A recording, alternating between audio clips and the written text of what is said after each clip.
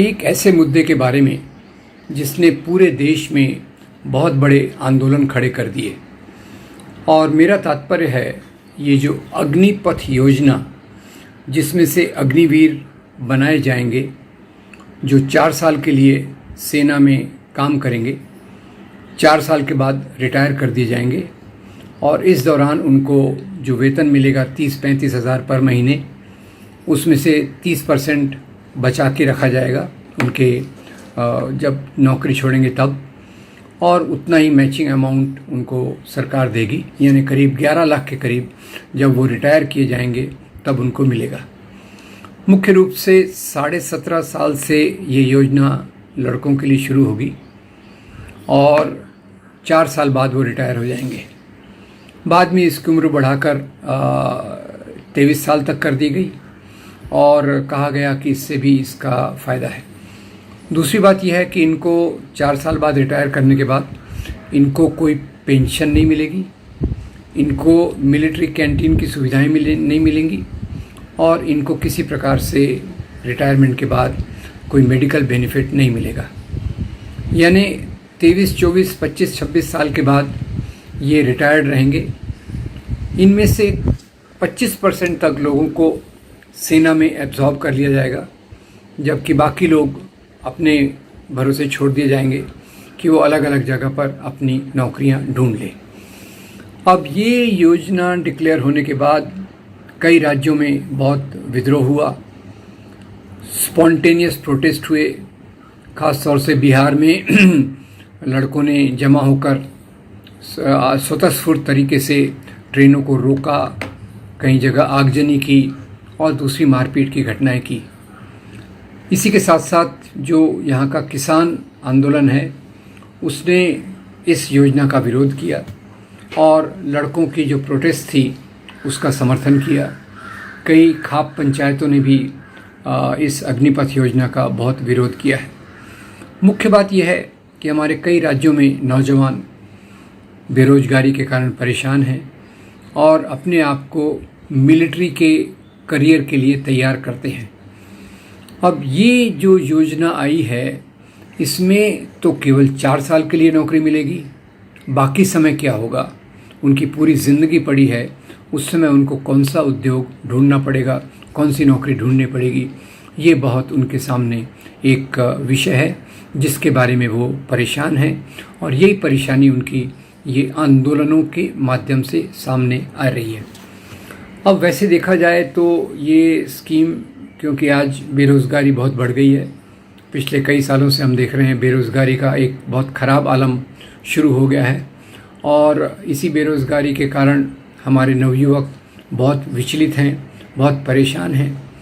उसके ऊपर से जो नवयुवक ये उम्मीद कर रहे थे कि सेना में उनको एक नौकरी मिल जाएगी और उसके आधार पर उनकी ज़िंदगी निकल जाएगी, वो उम्मीद को इस पर काफ़ी पानी फेर दिया गया है, क्योंकि इसमें तो केवल 25% तक लोगों को आर्मी में एब्जॉर्ब किया जाएगा, बाकी लोगों का क्या? अब वैसे देखा जाए तो ये सरकार ने ये जो फैसला किया वो अचानक आ गया। उस पर कोई सामाजिक चर्चा, कोई शोध, कोई रिसर्च, कोई चीज़ कि भाई ये हमारे देश के लिए अच्छी बात है, इस पर कोई सामूहिक चर्चा नहीं हुई और सरकार ने इसको सिर्फ घोषणा के रूप में सामने रख दिया, जिसके बाद में ये प्रतिसाद उसमें आ रहा है। दूसरा देखा जाए तो वैसे तो आश्चर्य नहीं होना चाहिए, क्योंकि इस सरकार के सभी निर्णय एक आश्चर्य के रूप में आते हैं, सडनली आ जाते हैं। जैसे शुरुआत में ही आप देखें तो नोटबंदी का मामला आ गया। नोटबंदी अचानक घोषित किया गया कि भाई आज रात को 12 बजे के बाद ये नोट बंद किए जाएंगे और उस नोटबंदी के बाद बहुत सारे दावे किए गए। नोटबंदी के क्यों कर रहे? इससे कश्मीर का आतंकवाद ख़त्म हो जाएगा, नक्सलवाद ख़त्म हो जाएगा और जो नोटों का प्रचलन है जिसमें काला धन है वो समाप्त हो जाएगा। इसमें एक भी बात पूरी नहीं हुई। जो हुआ वो ये कि इसके कारण लाखों, शायद कुछ करोड़ लोगों को उनके रोज़गार से हाथ धोना पड़ा। तो ये पहली एक चोट थी। दूसरा फिर कोरोना का मामला आया। जब कोरोना आया फिर से उसी समय अचानक घोषणा की गई कि रात को 12 बजे के बाद अभी 4 घंटे के वक्त है, इसके बाद लॉकडाउन लगेगा। और फिर वो लॉकडाउन में फिर से शायद लाखों, मेरे ख्याल से करोड़ों लोग शहरों को छोड़कर अपने गांव की तरफ भागे, जिसमें ये कोई रिकॉर्ड नहीं है कि कितने लोग मारे गए, कितने लोग उसमें अस्वस्थ हुए और कितने लोगों का रोजगार छिन गया। पर यह बात निश्चित है कि जो बेरोजगारी नोटबंदी के कारण आई थी, नोटबंदी के कारण जो तीव्र हुई थी, वो कोरोना के इस लॉकडाउन के बाद और भी तीव्र हो गई, और भी ज़्यादा हो गई। और ये सवाल है कि आज देश में आलम ये है, देश के हालात ये हैं कि पिछले आज़ादी के 70 सालों में बेरोज़गारी इतने प्रतिशत में नहीं थी। बेरोज़गारी हमारे समाज के आगे आने वाली पीढ़ी के लिए एक बहुत बड़ा मुद्दा बन के, एक बहुत बड़ी चुनौती बन के समाज के सामने खड़ी है। अब इसका मुकाबला कैसे किया जाए, ये अगर सरकार एक पालक सरकार होगी, लोकतंत्र में ज़रूरत है एक ऐसी सरकार की जो लोगों के सवाल लेकर उसके आधार पे नीतियां बनाए। पर हमारे यहाँ जो नीतियां बन रही हैं, उस नीतियों पे काफ़ी प्रश्न चिन्ह उठाना ज़रूरी है। एक तो इसमें जनता की राय, इन नीतियों में जनता की राय का कोई जगह नहीं है। और ये दोनों चीज़ें जो की गई, नोटबंदी, corona lockdown on A short notice, इसका बहुत दुष्परिणाम यहाँ के एम्प्लॉयमेंट पे हुआ। तो सरकार ने उसके ऊपर जो परिस्थिति पहले से ख़राब थी एम्प्लॉयमेंट की, उसमें इस बात को जोड़ दिया। और इससे जो दो नवयुवक इतने सालों से पहले बेरोज़गारी से परेशान थे, इस उम्मीद में काम कर रहे थे कि मिलिट्री में उनको रोज़गार मिलेगा, नौकरी मिलेगी और बाद में पेंशन पर वो अपनी ज़िंदगी काट सकेंगे, तो ये उनके सपनों का पूरा चूर हो जाना था। अब ये सरकार इस प्रकार की नीतियाँ क्यों कर रही है? हमारे संविधान में लिखा है कि जो आर्थिक गैर बराबरी है, सरकार उसको कम करने की कोशिश करेगी। उसके उलट पिछले 8 सालों में ये गैर बराबरी बढ़ती जा रही है। बेरोज़गारी इतनी पहले कभी नहीं थी, और जो हमारी गरीबी है, गरीबी पहले से बढ़ती जा रही है।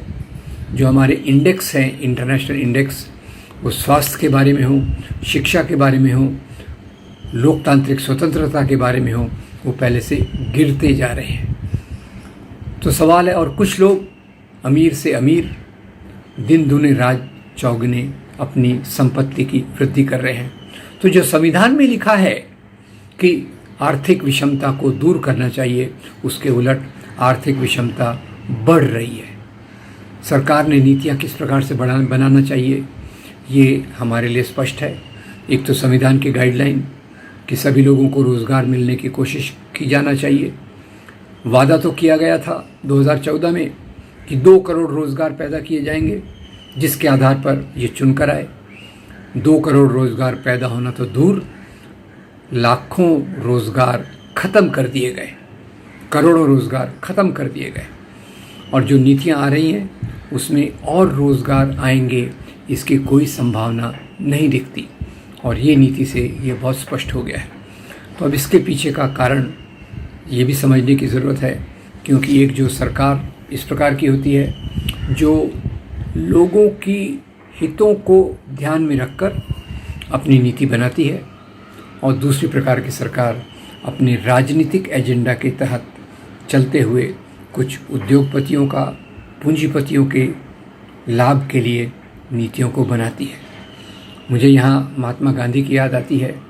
महात्मा गांधी ने कहा था कि सरकार की नीतियाँ बनाते समय नीतियाँ ऐसी बनना चाहिए जिसमें समाज की कतार में खड़े हुए आखिरी व्यक्ति के हित संबंध को, फ़ायदे को सामने रखा जाए। अभी उसका उल्टा हो रहा है। जो आखिरी व्यक्ति है उसको छोड़िए, कतार में जो सामने लोग खड़े हैं उनकी समृद्धि पहले से बढ़ती जा रही है, और जो भी योजनाएं आ रही हैं उनके फेवर में आ रही हैं, जिससे उनका लाभ पहले से बढ़ता जा रहा है। और एक बात कहना चाहूँगा कि इस प्रकार से जो हमारी सेना में इन लोगों को भर्ती किया जाएगा, उससे हमारे सेना का चरित्र कैसे होगा। हमारी सेना बहुत बहादुरी से हमारी सीमाओं की रक्षा करती है, और अभी तो चीन ने कितनी घुसपैठ की है इसके बारे में कोई स्पष्ट डेटा नहीं है। कहीं खबर है कि गांव बना रहे हैं, पुल बना रहे हैं, रोड बना रहे हैं हमारी इसके अंदर। तो हमारी सेना की मजबूती का क्या होगा, ये भी एक सोचने की बात है। और तीसरी बात ये कि इस प्रकार से जो 4 साल के अंदर वापस आ जाएंगे, वो जीवन में क्या करेंगे, ये सवाल हमेशा सोचना चाहिए। यहाँ मुझे एक बात और भी ऐड करना है कि कुछ सरकारी संत हैं, साधु हैं, श्री हैं, जो सरकार की हर योजना के पीछे समर्थन के लिए खड़े रहते हैं। जैसे नोटबंदी हुई तो एक संत महाराज ने कहा कि अब नोटबंदी के फ़ायदे उन्होंने बताए। एक दूसरे संत ने 2014 में कहा कि अब अगर सरकार बदल गई तो 1 रुपया जो है वो उसकी मजबूती बहुत बढ़ जाएगी, और अभी वो कह रहे हैं कि ये योजना बहुत अच्छी है। तो खैर, इन संतों का समाज में रोल होना चाहिए कि वो समाज के गरीब लोगों के बीच में एक सहारा बने, उनके हित संबंध की बात समाज तक ले आने की कोशिश करें। बातें उसकी उलट हो रही हैं, और ये हमारे लिए चिंता का विषय है। हमारे लिए एक ऐसा मुद्दा है जिसके बारे में हम सोचे बगैर रह नहीं सकते। मैं उम्मीद करता हूँ कि ये नौजवानों की जो प्रोटेस्ट है, जो वो विरोध दिखा रहे हैं, सरकार उसका दखल लेगी और अपनी नीतियों में परिवर्तन लाएगी, ताकि लोगों को रोज़गार दूरगामी तरीके पे मिल सके, लोगों को रोज़गार जीवन भर के लिए मिल सके, और रोज़गार के दूसरे साधन भी उनके सामने उपलब्ध हों। सेना एक है, सेना में तो ठीक करना ही चाहिए। साथ ही साथ हमारी जो एम्प्लॉयमेंट पॉलिसी है, नौकरी निर्माण करने की पॉलिसी है, उस पर भी पुनर्विचार करके ज़्यादा से ज़्यादा लोगों को नौकरी मिल सके। शिक्षा के बाद और 17-18 साल के बाद जो नौकरी करना चाहते हैं, जो शिक्षा पूरी करना चाहते हैं, शिक्षा पूरी करने के बाद उनके लिए रोज़गार के अवसर बढ़ना चाहिए। सरकार ने इस तरफ ख्याल देना चाहिए। केवल मंदिर मस्जिद की राजनीति, धर्म के नाम की राजनीति के आधार पे समाज को बांटकर समाज को पीछे ढकेलकर इस प्रकार की नीतियों से हमारे समाज के विकास को और भी अवरुद्ध किया जा रहा है और भी पीछे ढकेला जा रहा है। मैं उम्मीद करता हूँ कि सरकार जागेगी, नौजवानों की बात सुनेगी और इस नीति में उचित परिवर्तन लाएगी। मुझे आशा है आपको ये वीडियो अच्छा लगा होगा, तो इसको लाइक करके आगे फॉरवर्ड कीजिए और हमारे चैनल को सब्सक्राइब कीजिए। Thank you very much.